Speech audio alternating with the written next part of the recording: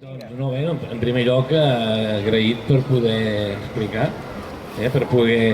que és un tema d'aquests que a la ciutat n'hi ha molts, han passat moltes coses i falta informació. I aquest és un tema que mostra una mica el que ha passat a aquesta ciutat des de fa molts anys. Tot és conseqüència d'alguna cosa. I si hi ha alguna cosa que no està bé o que funciona malament, sempre hi ha o un responsable o els per què han passat les coses, no? Bé, hi ha dos temes aquí. Un és que algú preguntava i aquesta porqueria, aquesta cosa aquí, aquesta andròmina, aquestes parets, per què s'aguanten? I per què tants diners i tanta baluerna per aguantar unes parets que aparentment tenim aquí un fan. Doncs bé, aquest és un tema que cal explicar.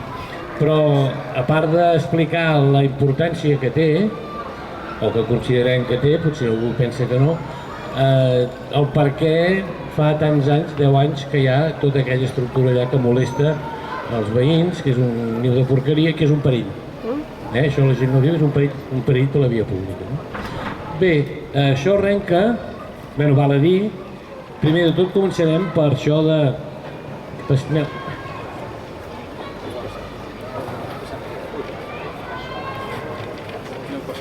D'entrada, això de que quin valor té aquelles parets que es veuen ara, hem de pensar que aquí a Sabadell, segurament us en recordeu, abans hi havia vapors. Una cosa que es deia vapors, que feien teixits, i que era, doncs, diguéssim, l'activitat industrial més important que hi havia a Sabadell. Aquests vapors, que avui en dia en queden molt pocs, queda aquest, el vapor de Cal Escapçat, el vapor Píssic, que si voleu un dia també podem explicar doncs tota la problemàtica que hi ha al darrere del vapor Píssic i del que hauria de ser, i volem que sigui el museu tèxtil, de la indústria tèxtil, això un dia també podem parlar, i que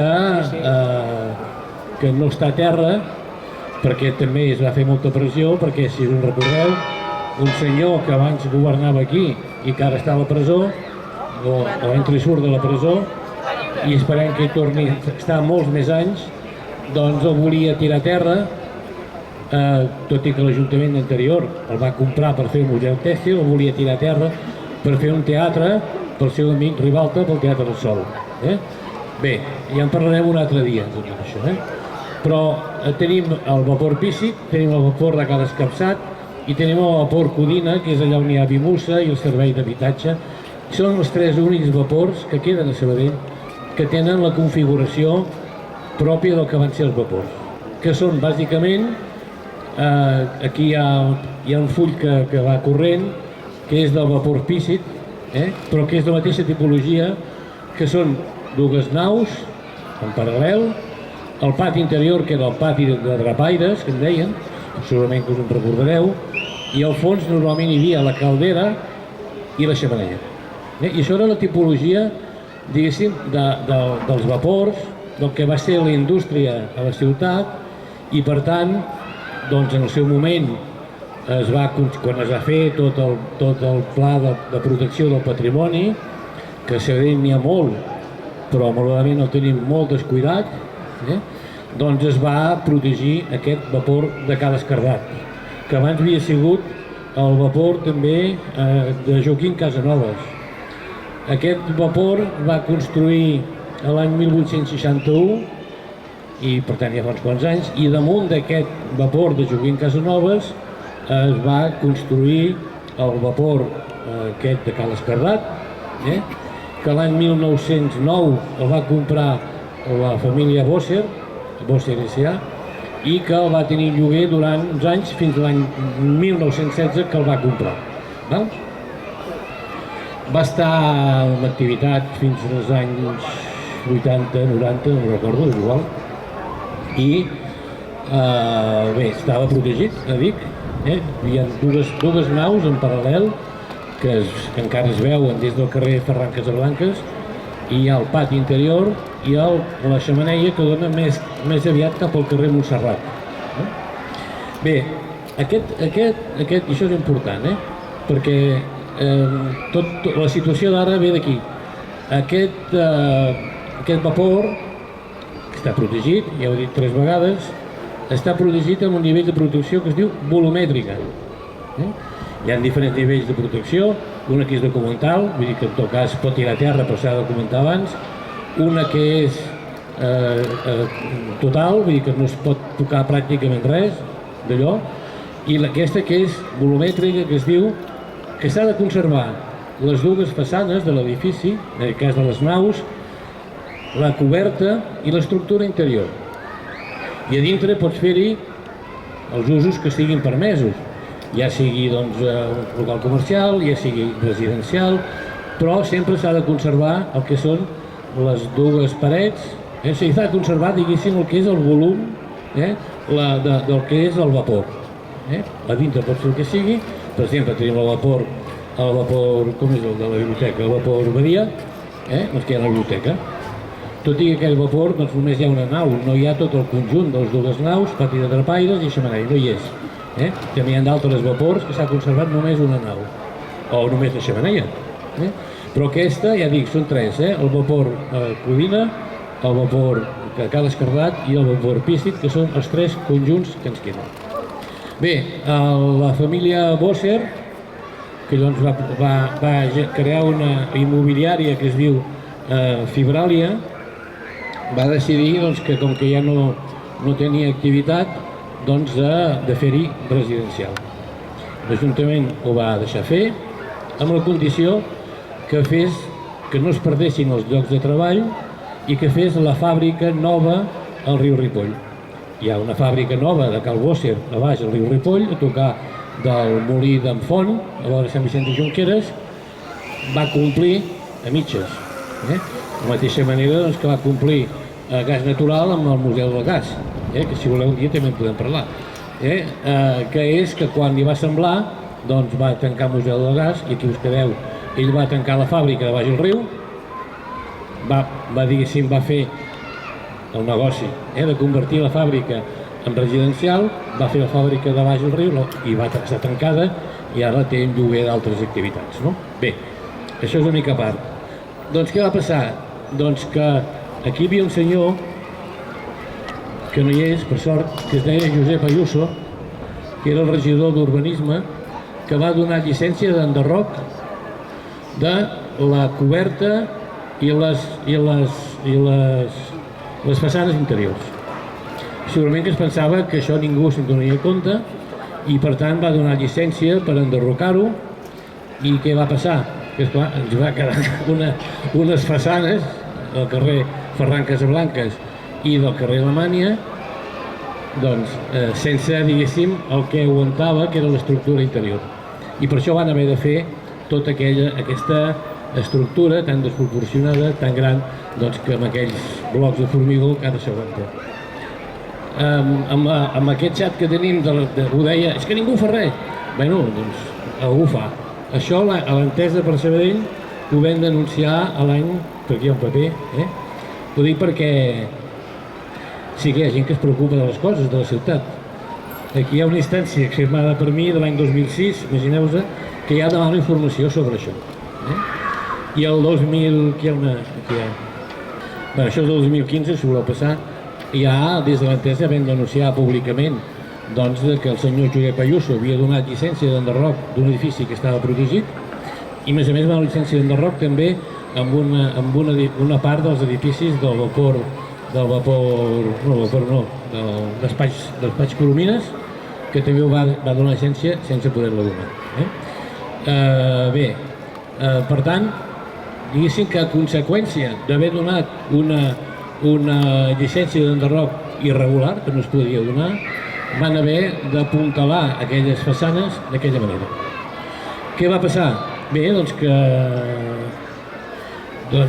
que les coses canvien, sembla ser que la família Bosser, Fibràlia, van tenir problemes familiars, el que fos, total que això va quedar, va començar les obres per fer 131 habitatges 126 places d'aparcament de cotxes i 20 de motos, i que l'any 2018 van aturar l'obra. Problemes econòmics, problemes familiars, són diversos germans, és igual. Van aturar l'obra i a partir d'aquí, doncs, per exemple, la direcció de l'obra, l'arquitecte i l'arquitecte tècnic van renunciar a l'obra, perquè eren conscients de que hi havia un problema. Què va passar? Doncs va passar que al no haver-hi direcció d'obra, tot allò quedava fora de control. Per tant, hi ha un risc. Amb l'agravant de que aquest tipus d'estructures, i això ho explico perquè jo he parlat amb l'empresa d'aquells estintolaments, doncs no cobrava. No cobrava el lloguer, no sabem si l'han aconseguit pagar, però des de l'any 2018 no cobraven el lloguer d'aquella estructura, que deu valdre uns diners, i a més tampoc pagaven la llicència d'ocupació de la via pública, no pagaven, això vol ser, no pagaven tampoc la llicència d'ocupació de la tanca que no deixa passar pel carrer d'Alemanya. I a partir d'aquí, doncs és, hi ha una situació irregular, amb una estructura allà que és un risc, que ningú controla, que és un problema pels veïns i veïnes, i és un cau de merda i un risc.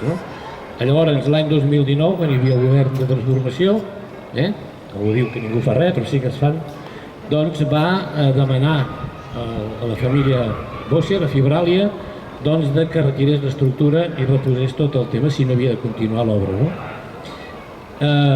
IDCIE, que és l'empresa que té lloguer de l'estructura, comunica que no cobra, i que per tant ells no són responsables de la situació, i diuen que requereix un manteniment anual, i que aquest manteniment anual no es fa des del 2014.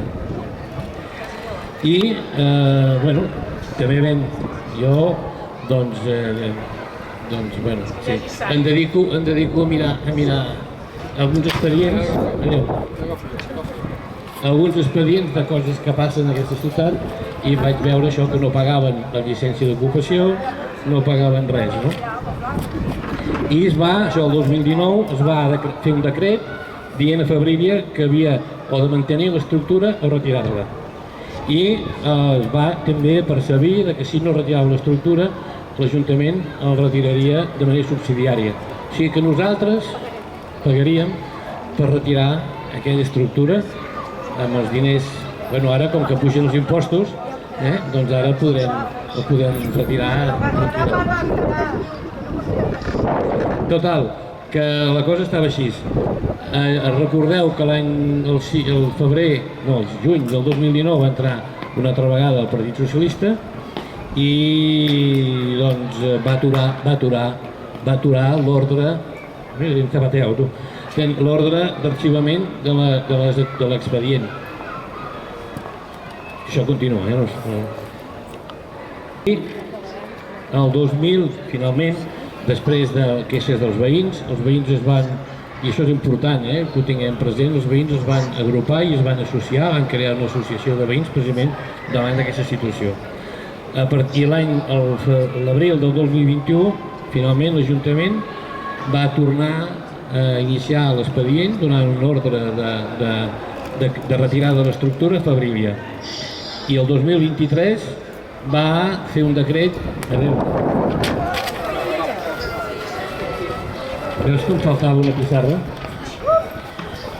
Per Reis de demaneu, va fer un decret d'execució subsidiària adreçat a Fabrília, que si no retirava, ho retirava l'Ajuntament. El maig del 2023, aquest any, l'Associació de Veïns del Centre també va sol·licitar que retirés i va acompanyar a la sol·licitud amb 1.050 signatures de diferents veïns i veïnes.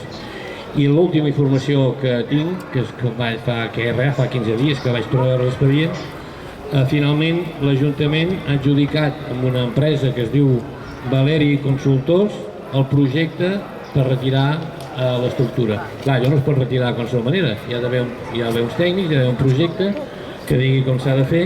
Aquest projecte, de moment, només el projecte ens costa 7.943 euros i ja veurem a partir d'aquí com es fa, quina empresa fa per la retirada i a veure si això acaba d'una vegada per totes.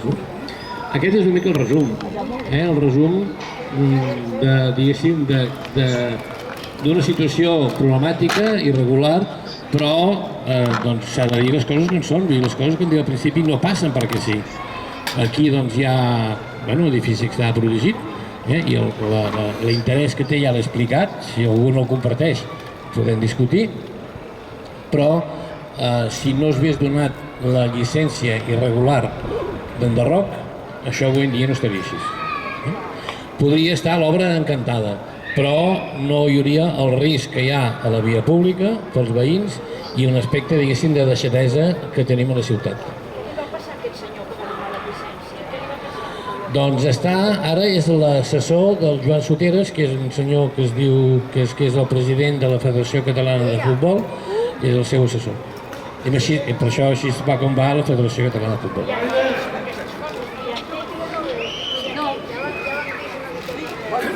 Bé, jo no us puc explicar gran cosa més, si algú té algun dubte, doncs el puc, si sé la resposta us la dic, si no, doncs moltes gràcies. No aplaudiu, que ens coneixem. Quan es tregui l'estructura, què passarà? Quan tregui l'estructura, què passarà? Segons diu aquesta notícia, en faran una dintre, no? Una estructura de suport de la façana a l'interior. Això és el que diu la notícia aquesta. Bé, l'estructura interior està feta. Vull dir, en aquests moments podrien treure aquesta estructura externa i podrien, d'alguna manera, anclar el que és la façana amb l'estructura de formigó que hi ha interna. Això és un tema molt tècnic, vull dir que per això s'ha fet un projecte per veure com s'ha de treure i com aquesta façana s'ha de mantenir. Hi ha un tema que nosaltres estem totalment en desacord, que és que hi ha algú que diu, escolta, perquè queda façana que vagi a terra. Jo penso que és un mal comentari, sobretot perquè generaria un precedent de dir, bueno, tenim un edifici protegit, aquest edifici, per exemple, està protegit, però resulta que passa alguna cosa, mira, com que ha passat no sé què, la tirem a terra. Home, no. En tot cas, el que cal és demanar responsabilitats a qui ha permès o que ha generat una situació que ha arribat fins aquí, demanar responsabilitats i, sobretot, no voteu la gent que fa aquestes coses. Jo, la veritat, de tot això, em sembla que sí, que la façana aquesta s'ha d'aguantar, suposo integrat a dintre dels habitatges que s'han de fer, de la manera com sigui, però integrat amb la construcció que s'haurà de fer aquí dins. Però a mi em sembla que tot això, si l'origen és una llicència mal donada, per què coi aquell moment no es van fer accions contra això i es va deixar que es fes això? Perquè, clar, és que és totalment absurd. Vull dir, si no era legal, per què es va fer? I si era legal, doncs llavors va a lleis, no? És que, o sigui, es contradiu. Si és un patrimoni que s'ha de conservar i es fa una llicència per tirar-ho mitja terra o les 3/4 parts, això no és legal. Per tant, què es va fer llavors? És això. O sigui, era llavors que tocava no deixar-ho tirar a terra. Bé, respondré la pregunta que diu com s'arriba aquí. Bé, ja he explicat abans que aquest edifici, la importància que té perquè és un conjunt. No és una nau, no és una xemeneia, no és una caldera, sinó que són dues naus, un pati de drapaires, és la tipologia, el que es conserva quan es protegeix el vapor de cada escapçat és perquè el conjunt té un valor. I m'he descuidat de dir una cosa, de que la façana que es veu ara pel carrer Alemanya, que és una façana gairebé cega, no és tal. Per dintre, si poguéssim veure per dintre, per això us deia jo de quedar allà, perquè allà es pot veure, a dintre estan tapiades ja les finestres aquestes que estan seriades, com el vapor píssic, que us he passat aquesta foto, on es veu totes aquestes obertures típiques dels vapors, de les naus, estan tapiades, i per tant, quan l'obra s'acabi, si s'acaba algun dia, doncs es destapiaran i tornarà a quedar una façana, diguéssim, amb la tipologia de la típica nau industrial que teníem. I si acaben l'obra han de restituir diguéssim, el que van enderrocar, que són les façanes laterals, interiors i la coberta. Per tant, això, si un dia s'acaba, i esperem que s'acabi, doncs pot quedar una mica de cartó pedra, perquè és una cosa antiga, que s'ha tirat de terra i que es reconstruirà, doncs quedarà en principi digne. Aquesta és una mica l'explicació. I l'altre tema que deies, des de l'entesa que en el seu moment vam denunciar al jutjat, aquest enderroc i el del vapor, el despatx Coromines aquí a la plaça del Gas, i no va tenir recorregut. A veure, és veritat que haguéssim potser portar-ho i fer una denúncia penal, tal i qual, però també vaig dir una cosa, que estàvem molt sols llavors. Bueno, ara també ho estem, ara estem molt sols, però estàvem més sols encara, vull dir que estaven tots a la menjadora, us en recordeu, no? Que tots estaven a la menjadora del govern, el PSC, Esquerra, Junts, Iniciativa, tots estaven aquí a la menjadora i estàvem molt sols, i per tant a vegades, doncs, embrancar-se. Vam posar, jo personalment, i també en podem parlar un dia, vaig denunciar el Bustos per la caserna, i si no haguéssim posat la denúncia, que clar costava uns diners, posar-la, potser ara allò estaria a terra o haguéssim hagut de pagar els 8 milions que el Bustos va comprometre a pagar al Ministeri de l'Interior, el seu amic Rubalcaba, per una caserna, per un edifici de patrimoni que és nostre i que sempre ha sigut nostre. Ho dic perquè a vegades les coses es fan d'una manera determinada, en silenci, a vegades les coses se saben, a vegades no se saben, però sí que hi ha gent que fa coses a aquesta ciutat. Si us sembla podem acabar, però em sembla que puc dir el nom de tothom o de la majoria. Jo convidaria a l'Isidre a que vingués algun altre dia i ens pogués explicar també la qüestió de la plaça del Gas, del museu aquest, o de l'Port Pissit, oi? Que també són qüestions que estan ahí, que hi havia un model, o la caserna. Crec que es podien aprendre algunes explicacions sobre això un altre dia, t'ho agrairien, i potser es dona una informació que l'anem tenint a vegades fraccionada, alguns la tenim més, altres menys, i crec que estaria bé per tothom que es pugui dir, perquè a més la Nati ho va gravant, això ho pot penjar al YouTube, hi ha gent que ho pot mirar, i potser arriba a persones que els hi falta aquesta informació. Doncs no sé, Josep, pleguem? Sí? Vale, doncs gràcies i... És veritat, vull dir, jo no, quan hi va haver aquesta mica d'allò de controvèrsia allà al grup, no era perquè per res, però és veritat que aquesta ciutat tenim un forat que es diu mitjans de comunicació. Vull dir que els mitjans de comunicació no estan al servei de la ciutadania, sinó que estan al servei del poder. I per tant, o no comuniquen, o amaguen, o tergiversen, i per tant la ciutadania acaba tenint, o no té la informació que correspon, o té una informació totalment tergiversada. Hem de fer un diari, un mitjà de comunicació popular al servei de la ciutadania. Bueno, jo d'alguna manera he sigut el que va fer una pregunta per aclarir aquest tema. I molt agraït a l'Isidre per haver vingut i haver aclarit. Però nosaltres ens hem de preguntar, nosaltres mateixos, per què qualsevol irresponsabilitat de l'equip de govern l'hem de pagar a la ciutadania. Les irresponsabilitats les ha de pagar qui les fa. I a més, s'ha de buscar que hi hagi sentència comprometedora. Una altra cosa és que qui fa la feina ens ho ha d'explicar, ens ho ha de fer saber i nosaltres hem de fer de portaveus. Vinga, va.